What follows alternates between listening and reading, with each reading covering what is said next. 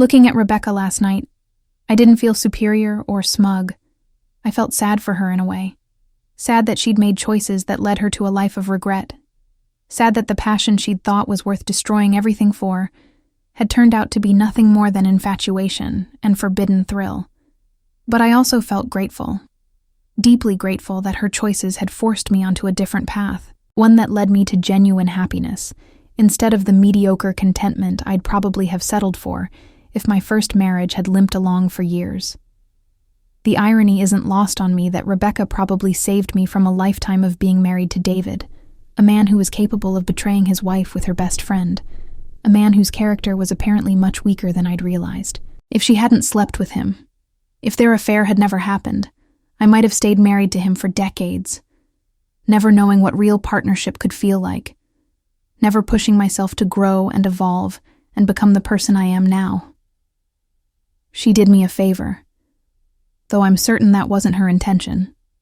And the fact that she now has to live with the consequences of choosing him over our friendship, while I live with the benefits of being freed from both of them, well, that's just how life works sometimes.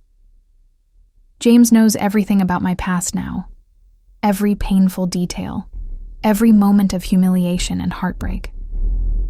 And his response has been to love me more fiercely, to make sure I know every single day that I'm valued and cherished, that my trust is something he treats as sacred. He's introduced me to his children and grandchildren, included me in every aspect of his life, made it clear to everyone in his world that I'm his partner in every sense of the word. When we got married, he insisted on a prenuptial agreement not to protect his assets from me, but to protect my inheritance rights in case anything happened to him, making sure I'd be taken care of no matter what. That's what real love looks like, not the dramatic passion that burns hot and fast and leaves nothing but ashes, but the steady, consistent choice to show up for each other day after day, to build something sustainable and strong. What Rebecca and David had was never love. It was selfishness and lust, and the thrill of doing something forbidden.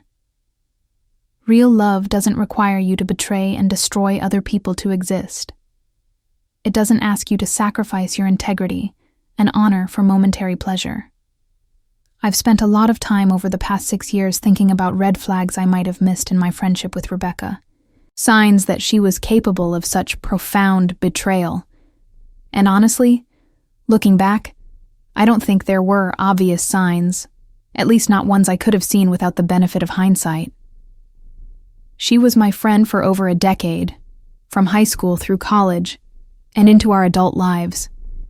We'd been through so much together, supported each other through family drama and academic stress and early career challenges. If someone had told me in 2013 that Rebecca would sleep with my husband within a year, I would have laughed in their face because it would have seemed impossible. But people are capable of surprising you, both positively and negatively. The Rebecca I thought I knew would never have done what she did, but clearly I didn't know her as well as I thought I did. Or maybe she didn't know herself well enough. Maybe she was just as shocked by her own capacity for betrayal as I was. Either way, it doesn't matter now because that friendship is gone and it's never coming back, no matter how much she might regret her choices. I want to take just a moment to ask again if you'll subscribe to the channel. Your support means everything as we work toward that goal of 1,000 subscribers. Please click that subscribe button if you haven't already. It really does help us grow this community and keep sharing these real stories. What I do know now, with the clarity that comes from time and distance and healing, is that I deserved better than what David and Rebecca gave me. I deserved loyalty from my husband and integrity from my best friend. And when they couldn't provide those basic requirements of a relationship, the failure was theirs, not mine. For a long time after the betrayal, I blamed myself, wondered what I'd done wrong, how I'd failed to be enough for David, what I could have done differently to prevent the affair. But the truth is, there was nothing I could have done, because the problem wasn't me. It was them and their choices. David chose to betray his wedding vows, to lie to me for months, to sleep with my best friend in our marital bed, Rebecca chose to betray our friendship, to pursue a married man, to prioritize her own desires over the person who'd been her sister in everything but blood. Those were their choices, made consciously and repeatedly over months, and they're the ones who have to live with the consequences. I'm just grateful that the consequences for me ended up being liberation, rather than a life sentence of wondering if I could ever trust anyone again. The Dallas charity circuit is relatively small, especially at the level where James and I operate, so I'm sure Rebecca and I will cross paths again at future events. I'm okay with that now in a way I wouldn't have been even a year ago. Seeing her last night was like seeing a character from a book I read long ago, someone who felt significant at the time, but who no longer has any real emotional weight for me. I can be polite to her, even kind, because she no longer has the power to hurt me. And honestly, watching her struggle with her obvious envy and regret was more sad than satisfying. James asked me this morning if I felt like I got closure from seeing Rebecca, and I realized that I did, but not in the way I might have expected. The closure didn't come from her apology or her admission that she'd made a terrible mistake. It came from really recognizing deep in my bones that I'm okay, that I'm more than okay, that I've built a life that's so much richer and fuller than anything I had before. The closure came from realizing that her betrayal didn't break me permanently. It just broke the version of me that needed to be broken so a stronger version could emerge. I think a lot about the Emma I was at 28, sobbing in a Target parking lot, convinced her life was over. I wish I could go back and tell her that it wasn't over, that it was actually just beginning, that the pain she was feeling was the birth pangs of a better life trying to emerge. I wish I could tell her that 6 years later she'd be happier than she'd ever been, married to an incredible man, doing meaningful work, living a life she never would have dreamed possible. I wish I could tell her that the people who betrayed her would fade into insignificance while she grew into someone more confident, more certain, more genuinely content. But I couldn't tell her that, because she had to walk through the fire to get here, had to experience the full depth of that pain and betrayal to appreciate the joy and security on the other side. There are no shortcuts through grief and healing. You have to walk the whole path, feel all the feelings, do the difficult work of rebuilding your ability to trust and love. I did that work, with the help of a good therapist and a lot of time, and eventually with James's patient support, and now I'm on the other side of it. The foundation James and I started, the one that helps first-generation college students from working-class backgrounds, that came directly from my experience of losing everything and having to rebuild. I wanted to help kids who were hungry for opportunities the way Rebecca and I had been, but I wanted to make sure they also learned about integrity and character and making choices that align with your values. We don't just provide scholarships and business mentorship. We also offer workshops on ethics and leadership and making decisions you can live with. I've spoken to some of our scholarship recipients about my own background, about growing up in Oak Cliff with a single mom who cleaned offices, about working multiple jobs to put myself through college, about building a career through determination and hard work. I don't usually tell them about the betrayal and divorce, because that's not the point. The point is showing them that where you come from doesn't determine where you end up, that you can overcome obstacles and setbacks and still build something meaningful. But sometimes, when I'm talking to young women in particular, I do talk about betrayal and resilience, and how the worst things that happen to you don't have to define you. I talk about how pain can be transformative if you allow it to be, how you can choose to learn and grow from difficult experiences, rather than letting them make you bitter and closed off. I talk about forgiveness as a gift you give yourself, rather than something you owe to the person who hurt you. And I can see in their faces that these lessons resonate, that they're carrying their own pain and betrayals, and they need to hear that survival is possible. James sometimes jokes that Rebecca should get a finder's fee for bringing us together, and while I know he's trying to lighten the mood when he says it, there's truth underneath the joke. If my first marriage hadn't imploded, I never would have been at that conference in Houston, never would have been in that hotel lobby getting coffee at that exact moment, never would have literally run into the man who would become my husband. The universe works in mysterious ways, And sometimes the worst thing that happens to you is actually the setup for the best thing that will happen to you. I hope you'll take a second to subscribe if you're enjoying this story, and if you haven't already. We're building something special here with this channel, and we'd love to have you as part of our community as we reach for that 1,000 subscriber goal. Just click that red button below. That said, I would never tell someone in the immediate aftermath of betrayal that everything happens for a reason, or that they should be grateful for the experience. That's toxic positivity nonsense that minimizes real pain. When you're in the depths of that grief, when your world has just shattered, you're not ready to hear about silver linings or life lessons. You need space to feel angry and hurt and devastated. You need people who will sit with you in that pain without trying to fix it or fast forward through it. I had that space, mostly because I isolated myself for those first few months and didn't have anyone trying to cheerfully tell me that this was all part of some grand plan. I was angry, so angry I could barely see straight some days, and I needed to feel that anger fully before I could start to let it go. I cried until I had no tears left. I raged at the unfairness of it all. I went through every stage of grief multiple times in no particular order. And slowly, painfully, I started to rebuild. The rebuilding was hard work, harder than anything I'd done before. It meant going to therapy twice a week to unpack the trauma and work through the trust issues. It meant forcing myself to go to work every day, even when I wanted to stay in bed. It meant pushing through the exhaustion and sadness to keep putting one foot in front of the other. It meant making the conscious choice, over and over, to not let this experience turn me into a bitter, cynical person who couldn't believe in love or friendship anymore. And then, when I met James, it meant being brave enough to risk my heart again, even though every instinct I had was screaming at me to protect myself. It meant being vulnerable with him about my past and my fears. It meant trusting him even when trust felt terrifying.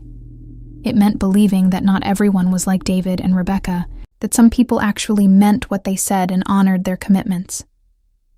That leap of faith, that decision to love again despite the risk, that was one of the hardest and bravest things I've ever done. Looking at Rebecca last night, I could see that she hasn't done that work, that she's still carrying the weight of what she did, that it's eating at her from the inside. Guilt and regret are heavy burdens to carry, especially when the thing you sacrificed everything for turns out not to be worth the price.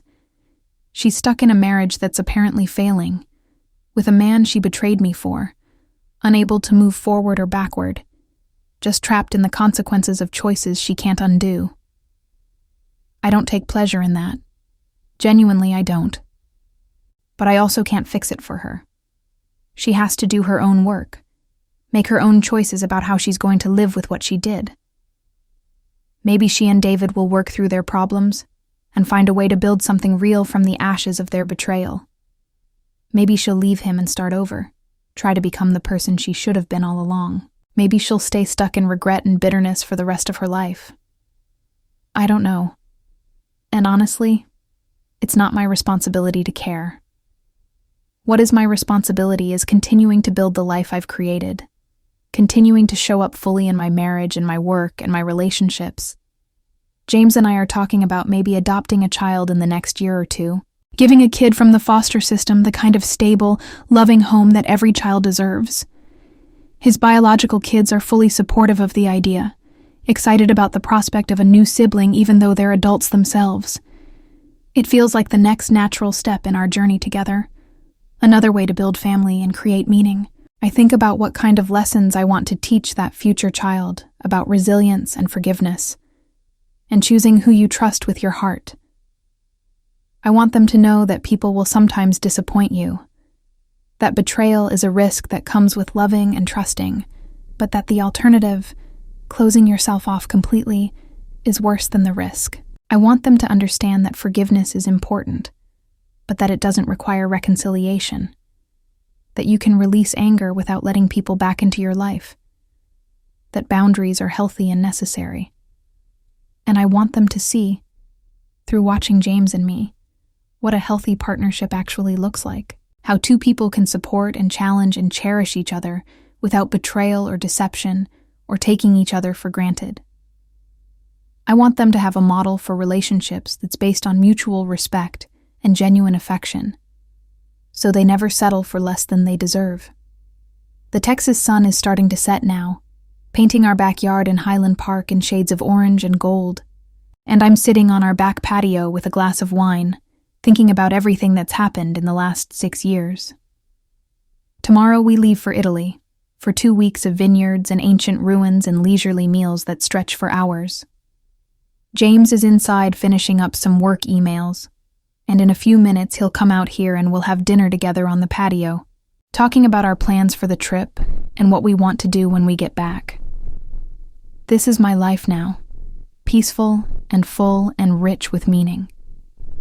This is what I built from the rubble of betrayal, what I created when I chose healing over bitterness, growth over stagnation, hope over cynicism. And when I think about seeing Rebecca last night, about the shock and envy and regret on her face, I don't feel triumphant or vindictive. I just feel grateful.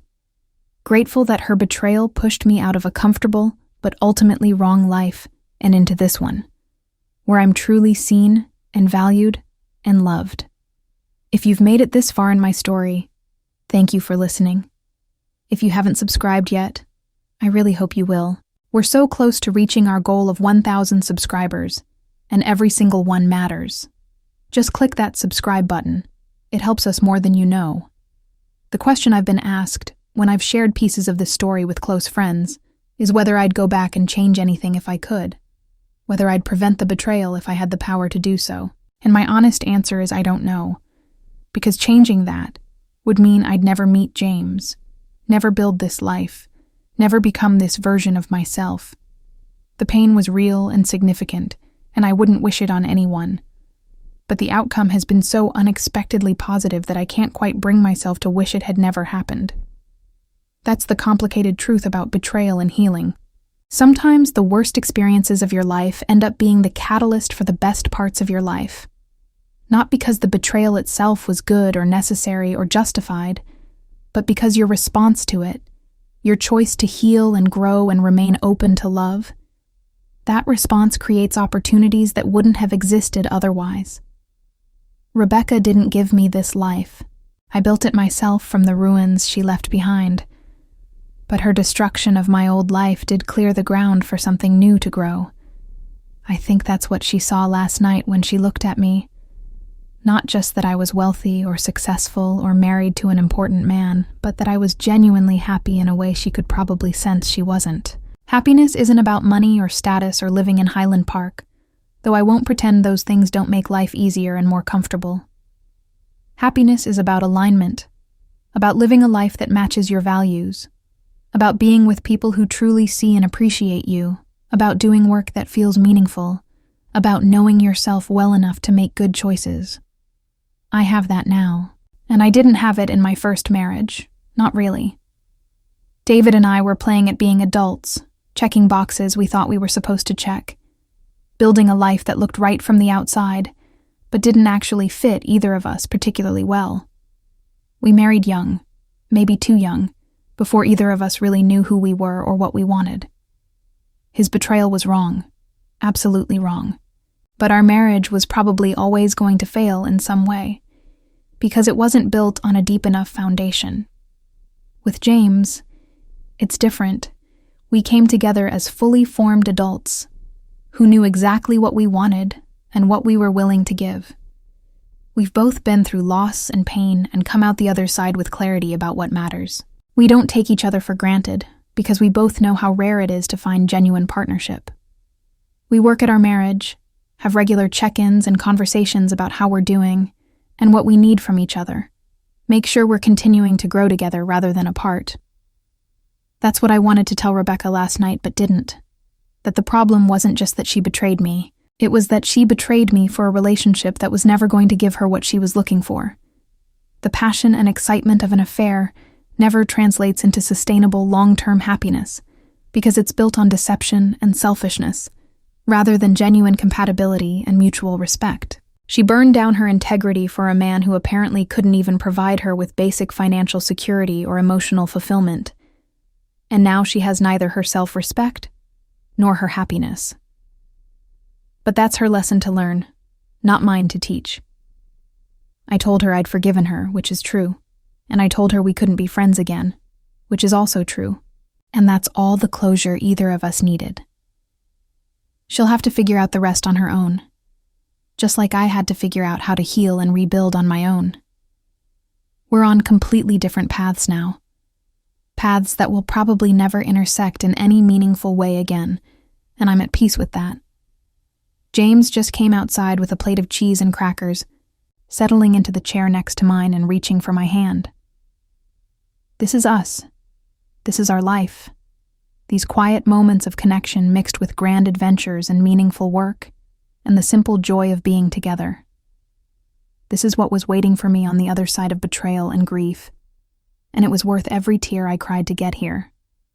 So if you're listening to this and you've been betrayed, if you're in the middle of that pain and can't see a way through it, please know that there is a way through it, that you will survive, that you can build something beautiful from the broken pieces of what you lost. It won't happen overnight, and it won't be easy, but it is possible. You are stronger than you think, more resilient than you know, and capable of more joy than you can currently imagine. Please subscribe to the channel if you haven't already.